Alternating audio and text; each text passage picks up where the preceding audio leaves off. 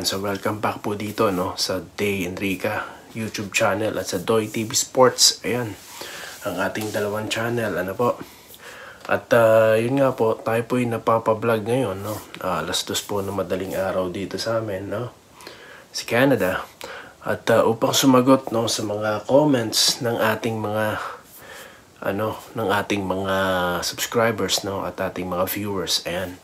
Well, una po sa lahat, gusto ko muna kayong i-update no ng gaganap na PBA games no, kung saan po magsasalpukan ang San Miguel Beermen at itong Rain or Shine no ni Coach Yeng Guiao. At sa ating topic po nung nakaraan, napag-usapan po natin si Coach Yeng Guiao kung saan siya po ay napadrip no at napastusan sa ginawang 3-point shot nito ni Terence Romeo no. At na-discuss din po natin ang tinatawag na unwritten rule no sa basketball. At yun nga, gusto nyo po, panoorin nyo na lang. At magandang ang mapanood natin itong banggaan nila ng San Miguel at ng Rain or Shine, kung papayag ba sila na mawalis no or masweep nitong San Miguel o hihirit pa sila ng Game 5. Ayan. At sunod naman po dyan, ito pong banggaan naman sa pagitan ng Barangay Ginebra at ng Meralco. Ayan. Medyo intense po ang bakbakan dyan ng dalawang kupunan na yan. Dahil talagang sinasabi na pumapalagang Meralco, mukha nga daw Meralco at San Miguel ang maglalaban sa finals. Kaya po kapanabik yan ang nangyayari na yan. At maganda po para sa PBA dahil bumabalik na po ang sigla po. At nakita naman natin ang Dasmariñas Court no. Nakita naman natin ang dami nanonood. Kaya congratulations. Sana po magtuloy-tuloy na yan no. At iyon po, ang sinasabi ko kanina, ako'y sasagot dito sa ating mga viewers no or subscribers. Kasi nga baka po kasi napagkakamalian nyo no, na baka kasi tinakil ko po yung low crowds ng PBA no. At meron nga po tayong 5 dahilan at 5 solusyon no or suggestions paano po may babalik ang katulad ng dati na crowds no. Di po tayo hater. Unang-una, baka di pa pinapanganak ang ilan sa inyo. Nanonood na po ako ng PBA. Unang kupunan ko sila Patrimonio. Sumunod ang Sunkiss ni Berhel Meneses. At ito pong Ginebra ni Sonny Jaworski no.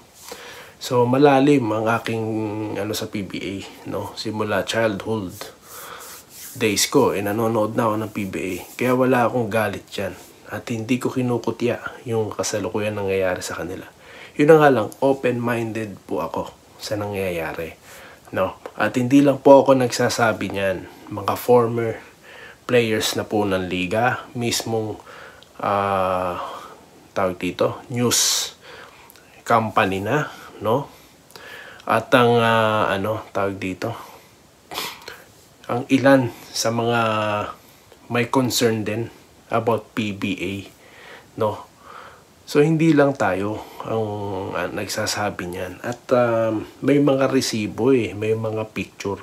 May isa pong comment, sagutin na natin, na 90 katao sigurado ka. Ayan, so parang na-alarm ako.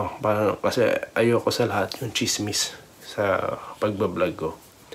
Hanggat maaari, gusto kong mangyari, lahat ng sinasabi natin is factual dito. Bawal ang chismis, no? Kasi, nasabi ko po yung 90, no? Plus, kasi may nabasa ako sa Facebook. At dahil nga, may pictures din, no? Or litrato, na konti talaga yung nanonood. So ngayon, dahil dyan sa comment ng viewer, nag-backtrack ako, no? Pero mo, anong oras na rito? Talagang pinaglaanan ko po ng panahon para hanapin yon kung saan ko na basa yon no? So I came sa mga websites, no, or mga pages, at may dalawang page tayong nakita na attach or main, ano tawag dito, nag-feature ng basketball, no. Tinalakay din nila yan, no, pero wala doon sa Tribune, Daily Tribune, at dito po sa Grind Sports, no, di nabanggit yung 90. Kaya nag-scroll down pa rin ako at doon ko nakita yung nabasa ko.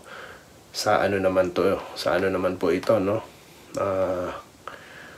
Ang pangalan po ng page is Basketball Nation PH. Ayan, sa page po ng Facebook. May picture po sila dito pinakita.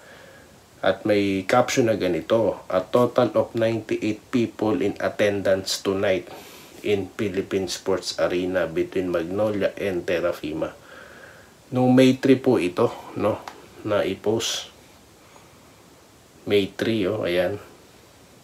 100 plus yan kasama staff ng PBA. So na-alarm ako, no? At di lang yan, may mga pictures na talaga na nagpapakita na halos walang laman yung court, konti lang. Ngayon, sa nagtanong sa akin, kung gusto mo talaga ng number per letra, kung pwede lang bilangin yung taong nanonood during that time, no? Halos empty talaga no? Yun nga lang, siguro sa akin dapat nagbase ako, no, sa legitimate news agency talaga, no. Pero hindi naman po tinetake down ito ng Basketball Nation, no. Nandito pa din, di ba? Para sa akin, hindi naman sila magsusulat ng ganyan at ipopost sa social media kung walang katotohanan. Dahil delikado na po ngayon, dahil nga alam naman natin, hindi tayo pwede mag-invento, no? Or sila, may reputation din sila, di ba? Dahil nagpipicture sila ng mga basketball games, no? Or contents. Ito, nabasa ko. So, 90 lang nasabi ko. Pasensya na, no? But it's 98. Pero nandun pa rin yung figures na 90s, di ba? So, yun doon ko po nabasa yan, no? At ang akin lang ding mensahe dito, marami na pong nakakaalam ng problema pagdating sa crowd. Yun nga po 5 dahilan na sinabi ko kung bakit konti na lang po ang crowd. Yun din po ang sinasabi ng ilan, no? Yun din talaga ang obserbasyon nila, no? Kaya ang sa akin, huwag tayong magpalusot pa ng magpalusot, no? At naintindihan ko kung pinagtatanggol nyo. Pinapakita nyo, to, may crowd ang PBA, may crowd. Natural may crowd kasi nga semifinals yan. At sa totoo nga lang, para sa akin, pasensya na po, pero kung ikukumpara mo noon ng semifinals, ginaganap din sa malalaking stadium. Ilan lang po bang capacity ngayon? So definitely, malaki po, marami talagang tao yan. Pero kung ikukumpara mo noon, hindi po ganun, no? Although, maraming factors na ngayon. May nagsasabi po, may comments po tayo dito, no? Magbabasa tayo na sinasabi nila, ilan po sa mga reasons is mainit, no? Kaya hindi na sila nagpupunta sa venue. Ayan. Tapos, ano pa ba sinasabi nila?